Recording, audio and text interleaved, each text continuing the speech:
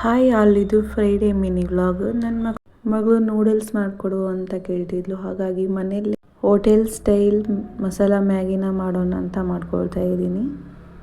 ಹೊರಗಡೆಯಿಂದ ತರೋ ಬದಲು ಮನೆಯಲ್ಲೇ ಫ್ರೆಶ್ ಆಗಿ ಮಾಡ್ಕೊಂಡು ತಿಂದರೆ ಆರೋಗ್ಯಕ್ಕೆ ಒಳ್ಳೆಯದಲ್ವ. ಹಾಗಾಗಿ ಮನೆಯಲ್ಲೇ ಮಾಡೋಣ ಅಂತ ಮಾಡ್ತಾ ಇದ್ದೀನಿ.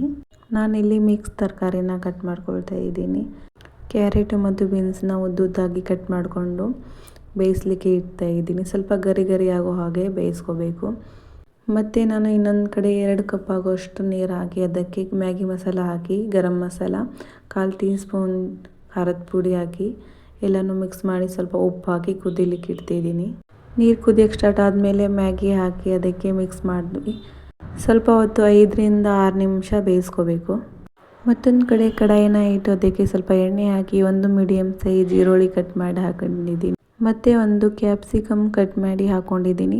ಮತ್ತು 1/4 ಟೀ ಸ್ಪೂನ್ ಶುಂಠಿ ಬೆಳ್ಳುಳ್ಳಿ ಪೇಸ್ಟ್ ಹಾಕಿ ಹಸಿ ವಾಸನೆ ಹೋಗೋವರೆಗೂ ಫ್ರೈ ಮಾಡಿಕೊಂಡು 1 ಮೀಡಿಯಮ್ ಸೈಜ್ ಟೊಮಾಟೊ ಹಾಕಿ ಮೆತ್ತಗಾಗೋವರೆಗೂ ಫ್ರೈ ಮಾಡಿಕೊಂಡು ಬೇಯಿಸಿರುವಂಥ ತರಕಾರಿ ಹಾಕಿ ಸ್ವಲ್ಪ ಚಾಟ್ ಮಸಾಲ ಹಾಕಿ ಬೇಯಿಸಿರುವಂಥ ಮ್ಯಾಗಿನ ಹಾಕಿ ಸ್ವಲ್ಪ ಕೊತ್ತಂಬರಿ ಸೊಪ್ಪು ಹಾಕಿ ಮಿಕ್ಸ್ ಮಾಡಿಕೊಂಡ್ರೆ ಮಸಾಲ ಮ್ಯಾಗಿ ರೆಡಿ ಆಗುತ್ತೆ.